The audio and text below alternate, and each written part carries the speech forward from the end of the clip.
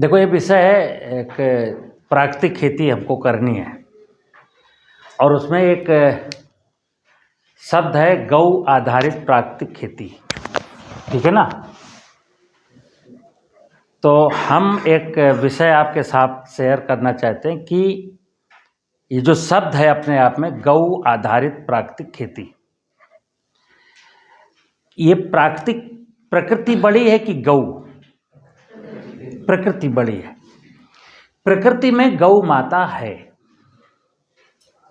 गौ माता इस प्रकृति में जो 84 लाख योनियां हैं उनमें एक इकाई गौ माता भी है।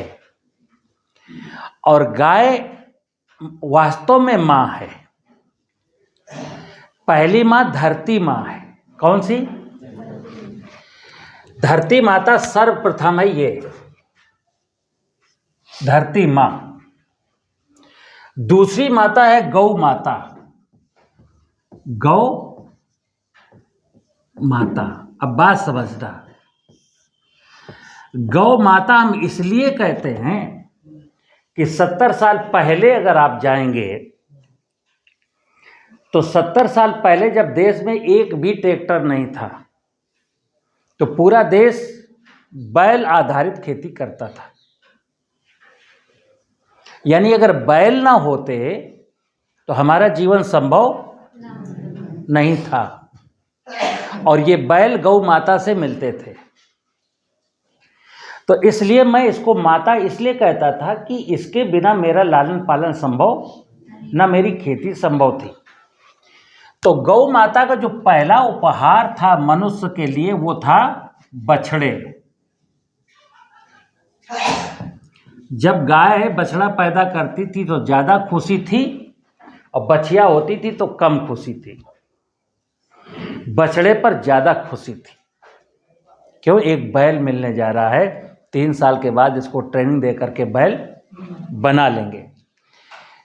आज ट्रैक्टर, छोटा वाला ट्रैक्टर 6 लाख का आता है, सबसे छोटा वाला। ये गाय 2 साल में एक ट्रैक्टर, और ये ट्रैक्टर डीजल नहीं खाता था, पॉल्यूशन नहीं करता था। ये खेत का रेजिड्यू खाता था, गोबर करता था। गोबर हमारी धरती माता को मजबूत करता था।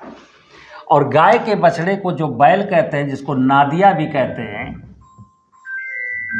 क्या कहते हैं? नंदी बाबा।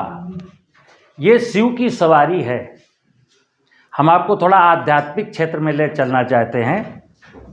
विषय समझना, शिव की सवारी कौन है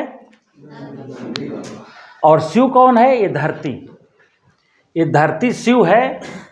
और इंसान को अगर जीवित रहना है तो बैल को पालना है। ये नियम था जब हम टेक्नोलॉजी नहीं जानते थे तब। तो गौ माता का पहला उपहार था बैल, जो बाद में ट्रेंड होकर के क्या बन जाता था? बैल, जिससे हम खेती करते थे। गाय का दूसरा उपहार था दूध। जब हमारे घर में गौ माता के बगल में 2 बैल रहते थे तो ध्यान कर लेना, सारी गायें 5, 6, 7, 8 लीटर दूध देती थी। आज की तारीख में जो लोगों का दिमाग में बैठ गया कि गाय दूध नहीं देती।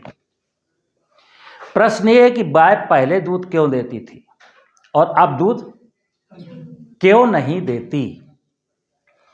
अब इसलिए नहीं देती क्योंकि पहले एक ज़माने में जैसे गाय के मतलब गांव से किसान के खेत घर से बैल गायब हुए, तो आप एक चीज़ बताओ, गाय रहे बैल ना रहे तो गाय को तो पीड़ा होगी।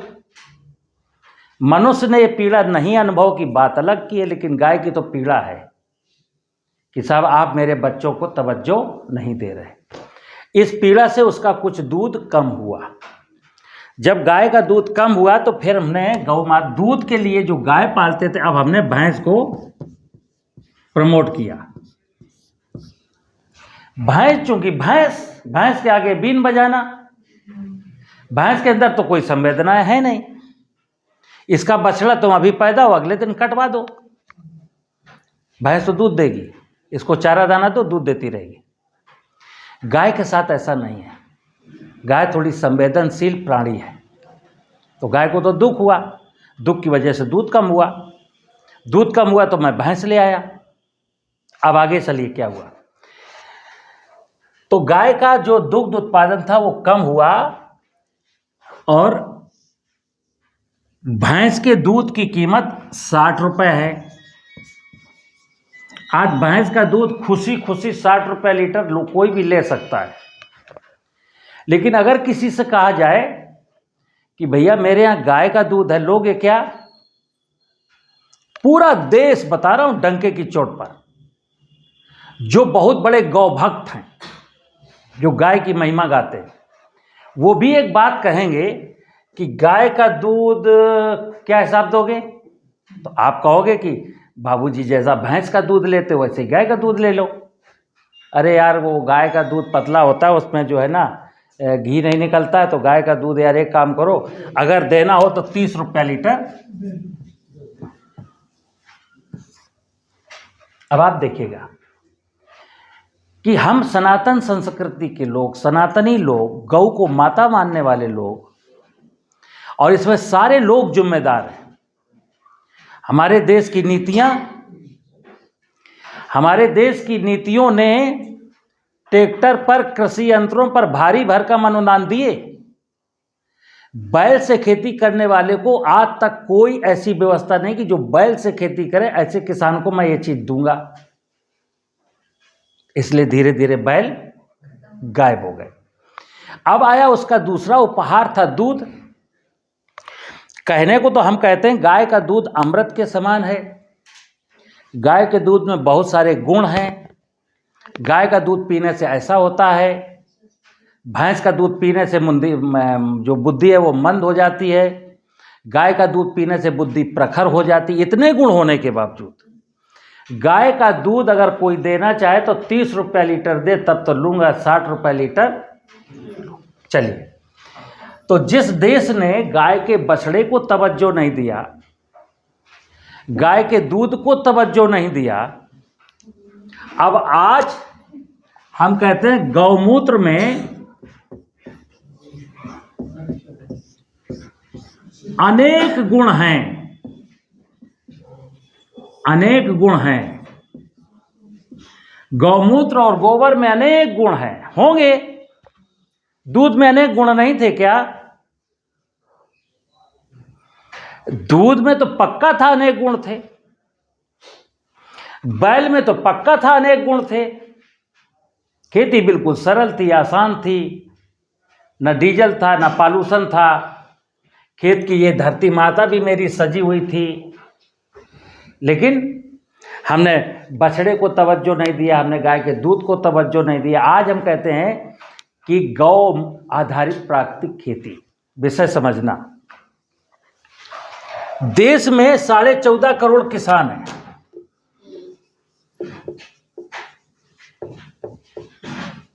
और आज देश में 2.5 करोड़ किसानों के पास गाय है। अगर गौ आधारित प्राकृतिक खेती बिल्कुल सही है, यानी गाय के बिना खेती नहीं हो सकती। मैं गौ का पक्षधर हूं कि गाय हर घर में होनी चाहिए, लेकिन सारे बुद्धिजीवियों को समझना पड़ेगा गाय कब होगी। गाय तब होगी जब ट्रैक्टर में सब्सिडी बंद कर दी जाएगी, कृषि यंत्रों में सब्सिडी बंद कर दी जाएगी, और बैल से खेती करने वालों को कुछ ना कुछ इनाम दिया जाएगा। तब तो ये सिलसिला शुरू होगा। अन्यथा 14.5 करोड़ किसानों में से 2.5 करोड़ किसानों के पास गाय हैं, 12 करोड़ किसानों के पास गाय नहीं है।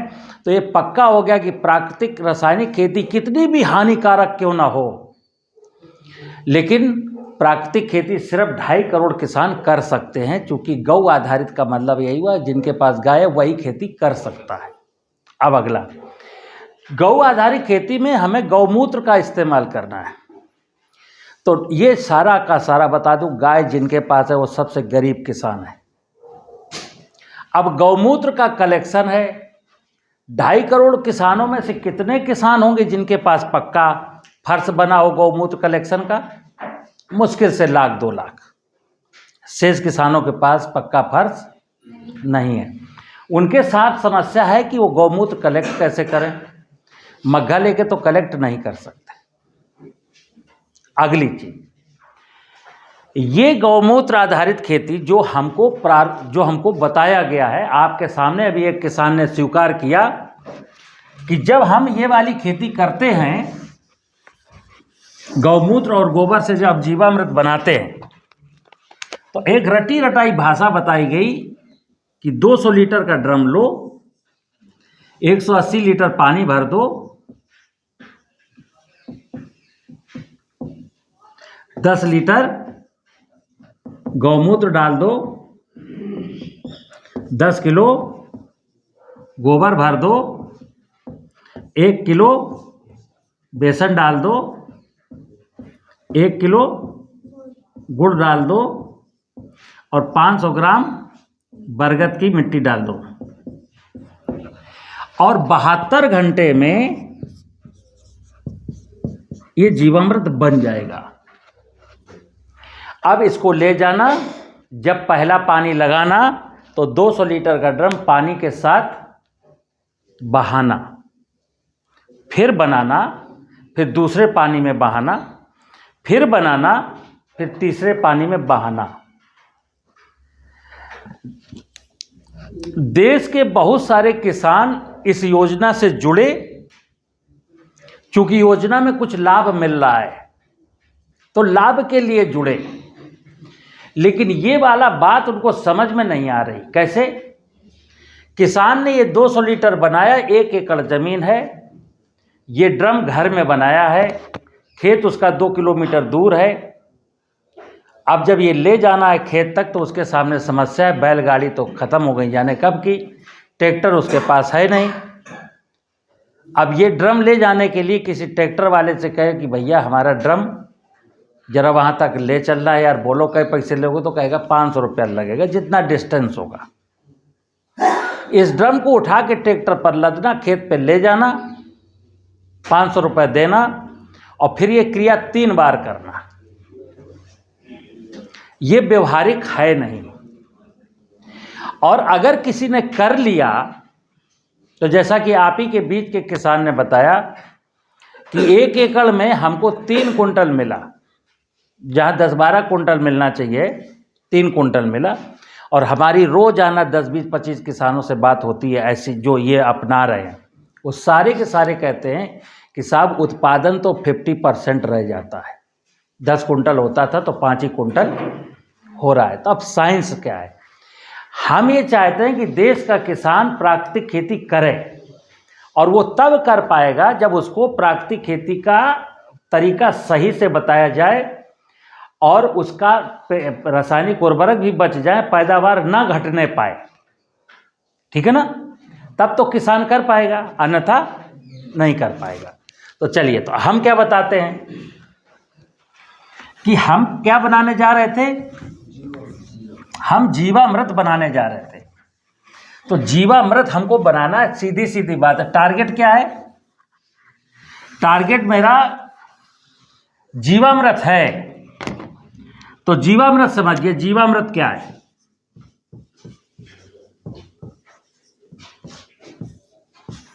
जीवामृत का मतलब है कि ढेर सारे नाना प्रकार के बेनिफिशियल माइक्रो ऑर्गेनिज्म जो किसी जमाने में मेरी जमीन में हुआ करते थे और हमारे खेत की उर्वरा शक्ति को बढ़ाने में अपना महत्वपूर्ण योगदान दिया करते थे, जाने अनजाने खेत की मेड़ के पेड़ कट जाने के कारण या खेत में दीमक मारने के लिए क्लोरोपाइरीफास, फ्यूराडान, थिमेटेजी, फोरेटेंजी ऐसे रसायन डालने के कारण खेत में पाए जाने वाले वो नाना प्रकार के लाभदायक जीवाणु नष्ट हो गए। आज हमें अकल आई है, समझ आई है कि इन जीवाणुओं के ना होने के कारण मेरी खेती में परेशानियां हैं, और वैज्ञानिक इस बात को मान चुके।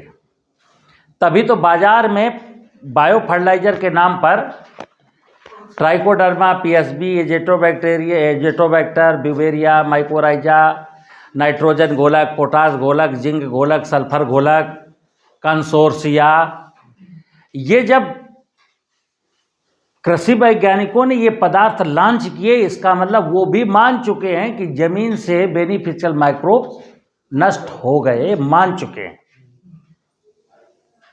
तभी तो बायो फर्टिलाइजर का कारोबार चल रहा है। हम आपको जो समझाना चाहते हैं कि जमीन से कितने प्रकार के माइक्रोब्स नष्ट हुए किसी को पता नहीं है। जमीन में कितने प्रकार के माइक्रोब्स होने चाहिए ये भी किसी को पता नहीं है।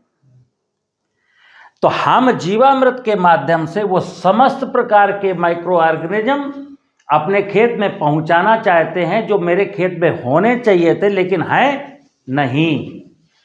तो सिंपल सी बात है कि ये जीवाणु एक बरगद का पेड़, जैसे आपसे कहा गया बरगद के पेड़ के नीचे की मिट्टी ले आओ, अब ये बरगद का पेड़ है, ये ऐसी जगह है, ये खेत में है जहां हम पेस्टिसाइड डालते हैं तो इसकी जड़ के पास भी वो पेस्टिसाइड आता है। तो यहां तो माइक्रो ऑर्गेनिज्म मिलेंगे नहीं। अगर ये पेड़ ऐसी जगह है जिसके नीचे रोजाना लोग झाड़ू लगाते हैं, वहां भी ये माइक्रोब्स मिलेंगे नहीं। अगर गर्मी के सीजन में अप्रैल मई जून के महीने में यहां से मिट्टी ऊपर से लाते हो जिस मिट्टी में मॉइस्चर नहीं था, वहां भी ये माइक्रोब्स मिलेंगे नहीं।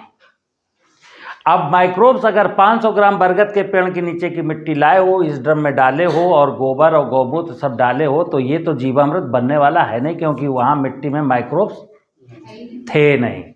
अब अगली बात, किसी ने कहा नहीं गाय के गोबर में भी माइक्रोब्स होते हैं। तो गाय के गोबर में भी होते हैं, भैंस के गोबर में भी होते हैं। इस स्टोमक में जो पाचन की क्रिया है, पाचन की क्रिया में बहुत सारे माइक्रोब्स का रोल होता है। वो गाय के पेट में भी होते हैं, वो भैंस के पेट में भी होते हैं। जो जमीन से नष्ट हुए हैं वो गाय के गोबर में नहीं है। गाय के भैंस के गोबर में पाए जाने वाले माइक्रोब्स, उनका फंक्शन अलग है। जो खेत में माइक्रोब्स होने चाहिए उनका फंक्शन, तो जो खेत में माइक्रोब्स होने चाहिए वो अब मिलेंगे कहाँ? जंगल में। कहाँ मिलेंगे?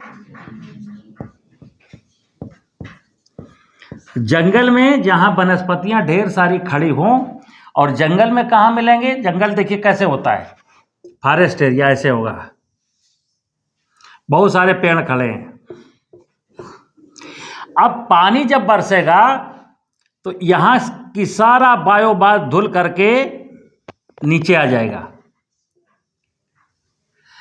यहां जो पेड़ खड़े हैं, यहां बहुत सारा बायोमास डिपॉजिट है, फल पत्ती जो कुछ भी है। तो यहां से जब हम मिट्टी लाएंगे उसमें माइक्रोब्स होंगे। तो यहां से मिट्टी लानी, और लानी कितनी है? कम से कम 5 किलो।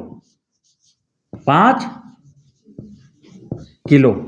अब ये मान करके कि इस मिट्टी में हकीकत में वो सारे सूक्ष्म जीव होंगे जो मेरे खेत में होने चाहिए, ये मैंने इस ड्रम में डाले।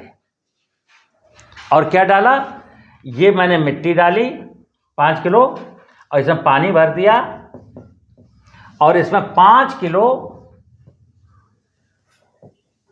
गुड़ डाला, 5 किलो। डेली इसको हिलाते रहे। जब 15 दिन बीत गया तो इसमें मैंने फिर गुड़ और आटा डाला 3-3 किलो, फिर हिलाते रहे। 10 दिन के बाद फिर डाला 2-2 किलो, फिर हिलाते रहे। 72 घंटे में वो वाला जीवामृत 72 घंटे में तैयार हो रहा था, और मैं कह रहा हूं इसको तैयार होने लगेगा 72 दिन। और इस ड्रम में पूरा आटा और जो गुड़ है उसकी मात्रा कम से कम लगेगी 20 किलो गुड़ और 20 किलो, मतलब इतना कुछ मटेरियल लग सकता है। 15-15 भी लग सकता है, 20-20 भी लग सकता है, 25-25 भी लग सकता है। ठीक है ना? अब ये ड्रम मेरा 72 दिन में जब तैयार हुआ तो 200 लीटर का ड्रम है। इसमें इतने माइक्रोब्स हो गए, इतने माइक्रोब्स हो गए, जाने जितने प्रकार की ज़मीन में होने चाहिए सारे प्रकार के माइक्रोब्स हो गए। अब मैं क्या करूँगा, इस ड्रम में से 20 लीटर निकालूंगा। ये जो ड्रम है 200 लीटर मेरा जीवामृत तैयार हो गया। कितना? 200 लीटर। अब इसमें से मैंने 20 लीटर निकाला और 1 कुंटल यानी 100 किलो गोबर की सड़ी सूखी, सड़ी हो सूखा लेना है।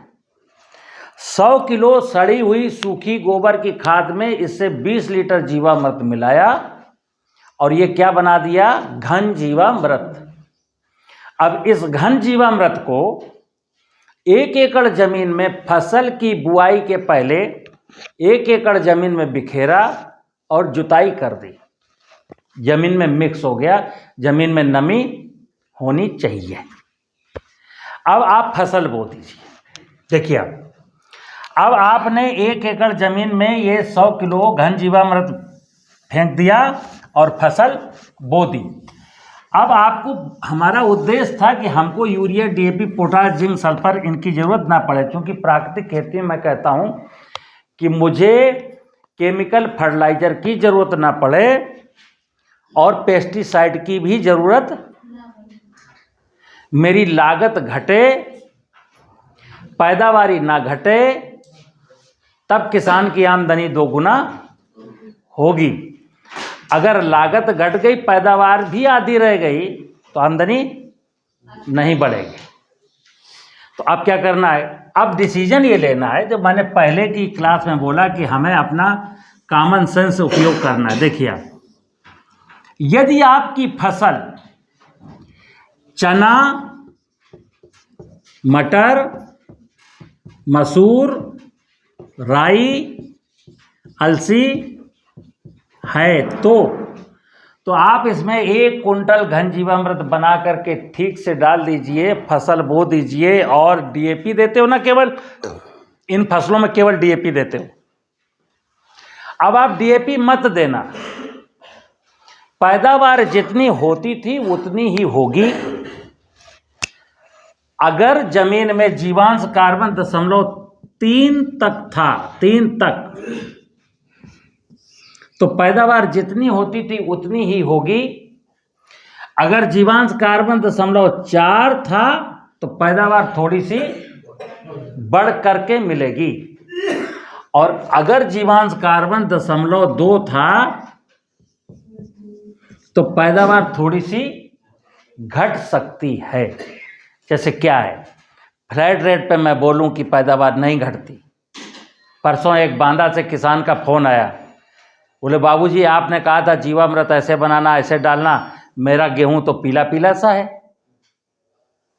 तो मैंने कहा भाई, मैं क्लास में पूरी चीज़ें बता रहा था ना, हमने आपकी मिट्टी नहीं देखी और तुमने यूरिया भी नहीं दिया। बोला हमने यूरिया के लिए बोला था, उसने यूरिया भी नहीं दिया। हमने कहा पीली पीली तो होगी। तो समझना, अगर हम दलहनी तिलहनी फसलें बोते हैं, घन जीवामृत डाल दिया है, तो इनमें केवल डीएपी डालते थे, अब डीएपी नहीं डालनी। लेकिन अगर मैं इस खेत में गेहूं बोता हूं तो गेहूं के लिए ध्यान रखना, गेहूं के लिए वैज्ञानिक कहते हैं 120 किलोग्राम नाइट्रोजन की जरूरत होती है। आपके खेत में जीवांश कार्बन 0.3 है। 0.3 का मतलब हुआ कि आपके खेत में गेहूं की ग्रोथ के लिए पर्याप्त मात्रा में नाइट्रोजन नहीं है। तो यहाँ क्या करेंगे? यहाँ पर मैंने कहा डीएपी बंद कर दो, पोटाश बंद कर दो, जिंक बंद कर दो, सब बंद कर दो। क्यों? जिंक है, पोटाश है, डीएपी, फास्फेट है, ये सारे तत्व अगर पिछले समय दे के आए हो तो खेत में पड़े हुए हैं। ये नाइट्रोजन एक ऐसा तत्व है जो जमीन में पड़ा नहीं रहता, या तो पानी के साथ लीच हो जाता है या फिर हवा में उड़ जाता है। तो मैंने बोला फास्फेट एक ऐसा तत्व है जो जमीन में पड़ा रहता है, ना नीचे जाता है ना हवा में उड़ता है। तो इस खेत में आपके अगर 10 साल से गेहूं की खेती कर रहे हो, हर साल 1 बोरी डीएपी डाल रहे हो, तो समझिए कि 20 किलो डीएपी हर साल काम आती है। 30 किलो डीएपी वहीं अनसॉल्युबल फॉर्म में कन्वर्ट हो जाती है। तो इस खेत में डीएपी बहुत है, और ये जीवाणु जब जाएंगे तो डीएपी को सॉल्युबल फॉर्म में कन्वर्ट करेंगे, लेकिन नाइट्रोजन की कमी अभी है। ऐसी दशा में गेहूं जब बोगे तो नाइट्रोजन, अगर मान लो आप 1 एकड़ जमीन है, 50 किलो की बोरी यूरिया की आप देते थे इस खेत में, तो यूरिया पूरी दोगे। अब करोगे क्या, इस यूरिया की 1/3 मात्रा बुआई के समय दोगे, 1/3 मात्रा पहले पानी में दोगे, और 1/3 मात्रा बाल आने के समय दोगे। आपका जितना गेहूं पहले पैदा होता था उतना ही गेहूं पैदा हो जाएगा। अब यहाँ प्रश्न इतना सा है कि अगर जंगल की मिट्टी आपको ठीक नहीं मिली और ये जीवामृत सही से बना ही नहीं, तो आप फेल हो जाएंगे। इसलिए सबसे इम्पोर्टेंट फैक्टर है कि मिट्टी जहाँ से लाए हो, मिट्टी बेहतरीन होनी चाहिए।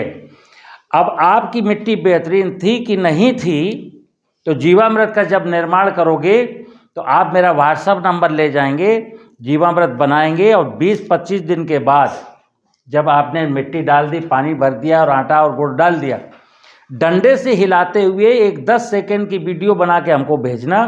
मैं बता दूंगा कि आपकी मिट्टी अच्छी थी या खराब थी। अच्छी थी तो आगे बढ़ जाओ, खराब थी तो पीछे लौट जाओ, फिर आप जीवामृत का झंझट छोड़ो। या फिर आप हमारे इस संस्थान से जीवामृत की 1 बोतल 1 लीटर की ले जा सकते हैं। आपको मिट्टी खोजने की ज़रूरत नहीं, आप फ्री मिलता है, ठीक है ना। तो हम ऐसे जीवामृत बनाते हैं। अब एक चीज और कि ये जीवाणु सबसे अच्छा फंक्शन रेनी सीजन में करते हैं। जमीन में ह्यूमस बनने की प्रक्रिया सबसे जबरदस्त बरसात के सीजन में होती है। तो जब कभी कोई प्राकृतिक खेती शुरू करे तो वो प्राकृतिक खेती वर्षा ऋतु से शुरू करेगा, क्योंकि वर्षा ऋतु में अगर ये जीवामृत आपने खेत में डाला है तो बारिश के समय में चूंकि मॉइस्चर रहता है, जो कंडीशन है वातावरण की वो फेवरेबल रहती है जीवाणुओं के लिए। चूंकि चने के साथ क्या हुआ, अगर आपने चने में डाला पहली बार तो समझिए कि चने में पानी नहीं लगाते हो, तो वहां जब ड्राइनेस होगी सॉइल में तो बैक्टीरिया कम काम कर पाएगा। बरसात में ड्राइनेस नहीं है, मिट्टी हमेशा नम है, तो बैक्टीरिया ज़्यादा अच्छा फंक्शन करेगा। तो बरसात के सीजन में माइक्रोब्स ने इतना अच्छा फंक्शन किया, इतना अच्छा फास्ट ह्यूमस क्रिएट किया कि जब रबी की फसल आई तो ज़मीन बहुत अच्छी हो गई। अब रबी में परिणाम बहुत अच्छे मिलेंगे। इसलिए कभी भी शुरू करना तो खरीफ के सीजन में शुरू करना।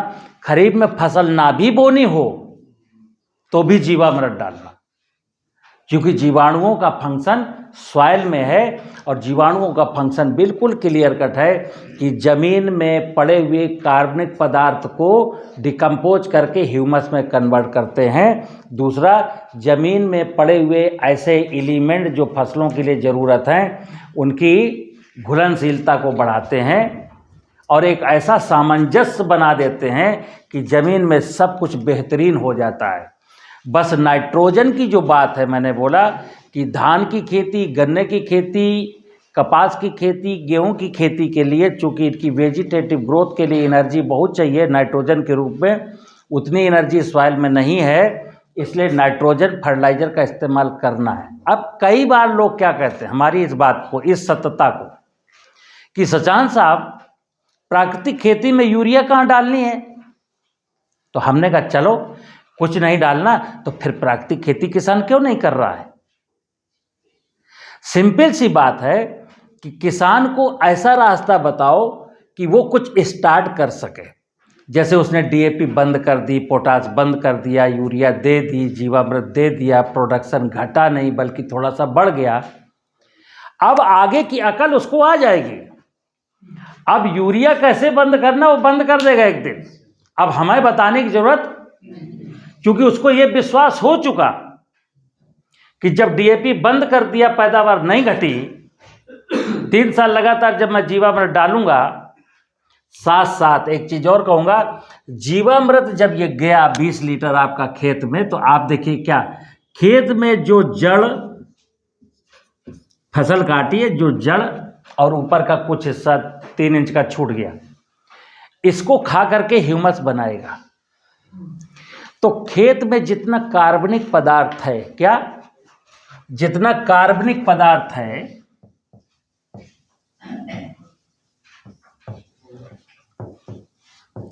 देखिए आप, ये ह्यूमस बनाएगा जीव। काहे से बनाएगा? कार्बनिक पदार्थ से। ये एक जीवाणु जो है, इसे मानिए जैसे एक रसोई में एक गृहिणी होती है कि अगर किचन में आटा, दाल, चावल, तेल, घी, नमक, मिर्च, मसाले, सब्जियां अच्छी मात्रा में हैं, तो कुशल गृहिणी आपकी मनपसंद की डिश बना देगी। तो वही है कि ये जीवाणु एक जमीन में एक गृहिणी के रूप में काम करते हैं। ये तो आपने लॉन्च कर दिए, लेकिन उस जमीन में अगर मटेरियल नहीं है भोजन बनाने वाला, तो बेचारे क्या करेंगे? तो जब भी ये जीवाणु डालिएगा, जीवामृत डालिएगा, तो उस बात का ध्यान रखिएगा कि आप इस खेत में कार्बनिक पदार्थ भी डालते रहिए। यानी पशुओं का मलमूत्र, बाग बगीचों की पत्तियां, फसलों के अवशेष, अगर ये जाएंगे तब ये जीवाणु काम करेंगे। सिंपल सी कहानी है। दही जमाना है तो जामन और दूध दोनों की जरूरत है। दही जमाने के लिए अगर जामन ले आए हैं और दूध नहीं है घर में, तो पानी में जामन डाल देंगे, दही जम जाएगा क्या?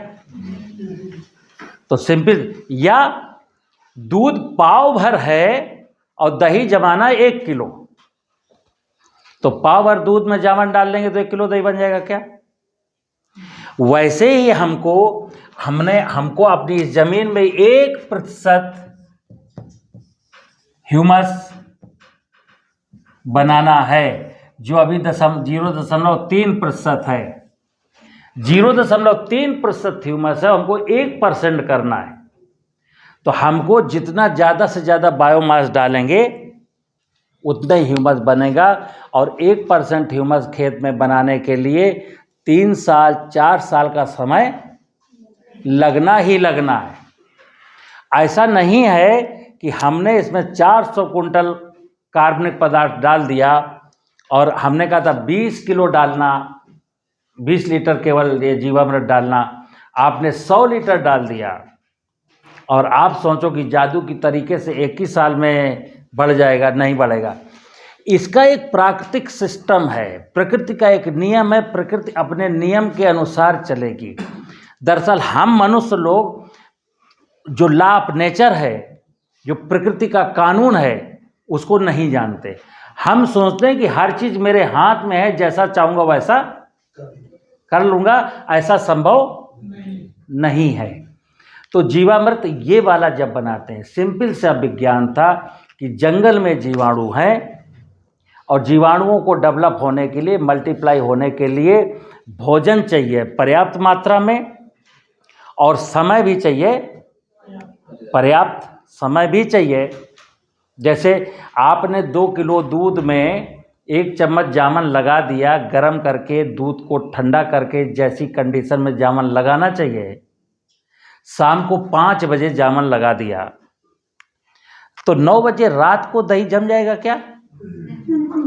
दही जमने के लिए तो 12 घंटे का वक्त चाहिए।